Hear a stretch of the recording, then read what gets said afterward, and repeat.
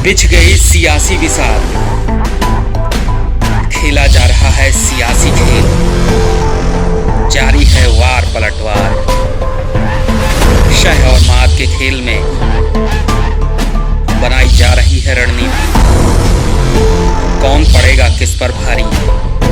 ये कभी भी सिर्फ हस्तक्षेप.com पर अमलेंदु उपाध्याय के साथ।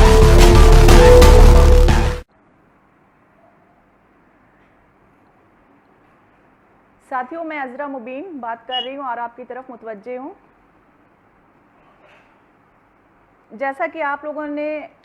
गुज़िश्ता दिनों में देखा कि कानपुर की जो घटना चल रही है, यूपी के जो कानपुर शहर है, उसमें जिस तरीके से ये जो संरक्षण गृह में लड़कियों के साथ, नाबालिग बच्चियों के साथ जो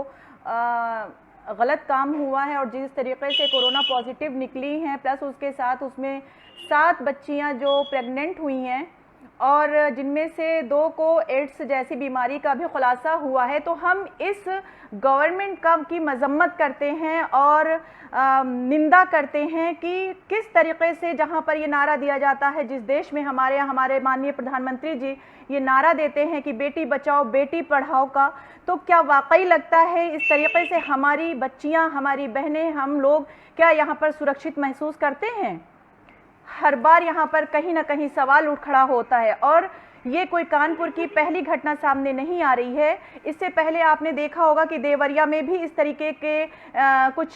चीज़ें सामने हमारे आई हैं, लेकिन समाज हमारा खामोश होता है और गवर्नमेंट इन सारी चीज़ों को दबा देती है। हम महिलाएं इस पर आवाज़ उठाते हैं अपने हक की लड़ाई के लिए कि अगर हमारी बच्चियां, हमारी बहनें सेफ नहीं हैं तो हम कैसे आगे बढ़ेंगे, और सरकार इस पर चुप्पी साधे क्यों बैठी होती है। हमारा सवाल उठता है, हम बार बार इस चीज़ को सवाल उठाते रहेंगे कि हमारे साथ ऐसी हरकतें क्यों होती हैं और क्यों नहीं अपने गवर्नमेंट संज्ञान में ले करके, और जो इस पर कसूरवार हैं उन पर एक एक्शन क्यों नहीं लिया जाता है। उन्नाव में भी इस तरीके का उन्नाव में भी देखा गया कि उन्नाव में भी यही कांड हुआ था, लेकिन आए दिन कहीं ना कहीं आप पेपर में पढ़िए, न्यूज़ में देखिए, कहीं ना कहीं इस तरीके की घटनाएं बराबर हमारे सामने से, हमारी नज़रों के सामने से गुजर रही हैं और सरकार उसको दबाने का पूरा प्रयास करती है और वो कहीं ना कहीं पब्लिक का डाइवर्जन करती है कि हम इन मुद्दों से बाहर हटें और हम अपने हक की आवाज़ को ना उठा सकें। लिहाजा हमारा खिलाफ एक्शन, हम इसको बिल्कुल ये मजम्मत करते हैं, इसकी निंदा करते हैं। जिस तरीके से बच्चियों के साथ वहाँ पर ये दुश्वारियाँ सामने आ रही हैं कि हमारी बच्चियाँ कहीं से भी सेफ नहीं रह गई हैं और उसके बाद भी सरकार चुप्पी साधे हुए है। और मैं हर इंसाफ पसंद आवाम से ये अपील करना चाहती हूँ कि कल 24 जून को वो फेसबुक लाइव के ज़रिए अपनी आवाज़ को उठाएं, क्योंकि अगर आज हम खामोश रहेंगे तो आगे आने वाली नस्लें भी हमारी इन चीज़ों को सफ़र करेंगी और आने वाली हमारे अपने ही बच्चे इन सब दौर से जो ये चल रहा है, जो अश्लील हरकतें समाज में फैल रही हैं, कहीं ना कहीं इसका खमियाजा हमारे अपनों को भी उठाना पड़ेगा। तो ये बिल्कुल भी न सोचे कि ये हमारे बच्चों के साथ नहीं हुआ है, ये संरक्षण गृह में रहने वाली बच्चियों के साथ हुआ है। तो हम ये बताना चाहते हैं कि वो बच्चियां भी हमारी ही हैं और हमें उनके लिए, उनके हक के लिए बिल्कुल आवाज़ उठानी चाहिए और जो इसमें कसूरवार हो उसको सख्त से सख्त सज़ा देनी चाहिए और जेल के सलाखों में उसको हमेशा के लिए डाल देना चाहिए कि कभी आगे आने वाले वक्त में कोई दूसरा भी इस तरीके की हरकतें ना कर सके।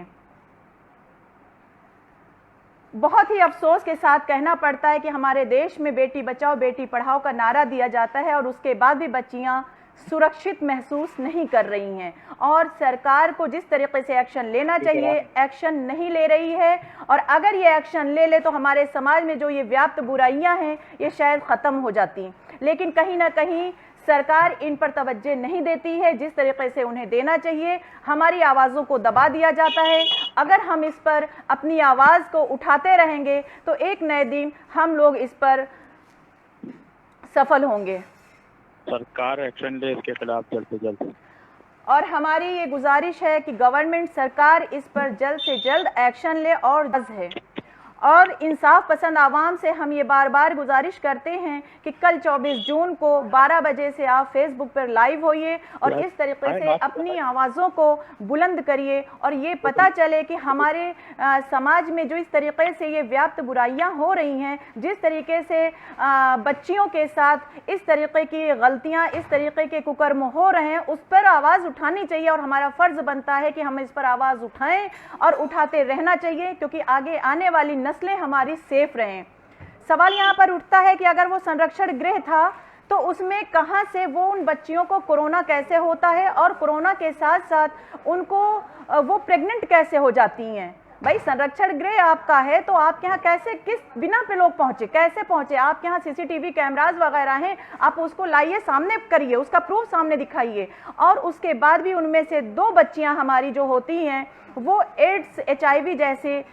मर्ज से पीड़ित हो गई हैं। बताइए उनकी जिंदगियां खतरे में क्यों डाली जा रही हैं? और अगर इस पर गवर्नमेंट एक्शन नहीं लेती है तो हम महिलाएं इस पर एकजुट होकर के एक आंदोलन खड़ा करेंगे।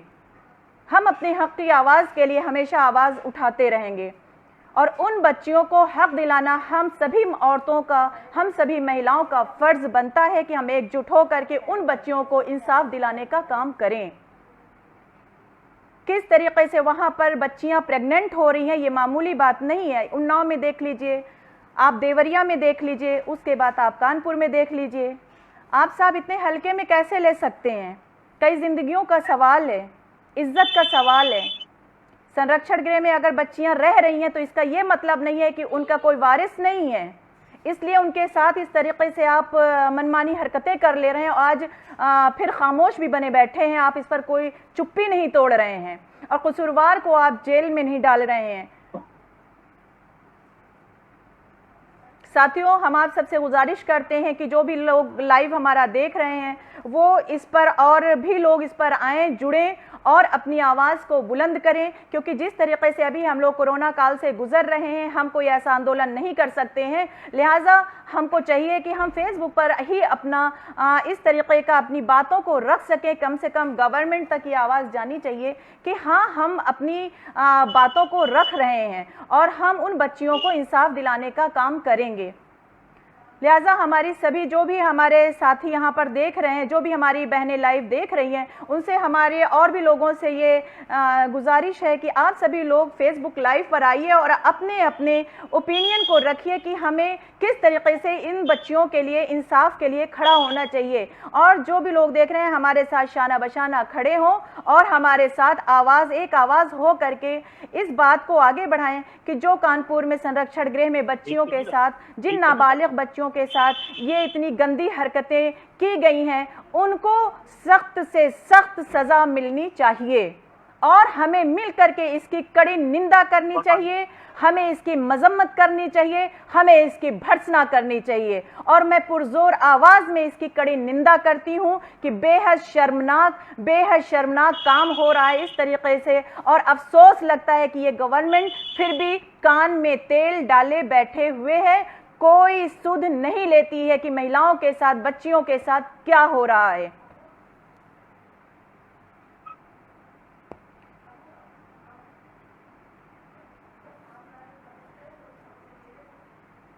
हस्तक्षेप.com के YouTube चैनल में आपका स्वागत है। यहाँ आपको मिलेंगी ऐसी खबरें जो गोदी मीडिया नहीं दिखाएगा। खबरों की तह तक जाकर विश्लेषण देश दुनिया के जाने माने पत्रकारों, साहित्यकारों और स्तंभकारों द्वारा। चैनल का सब्सक्राइब करें और घंटी का बटन भी दबाएं ताकि नया वीडियो अपलोड होते ही आप तक खबर पहुंचे।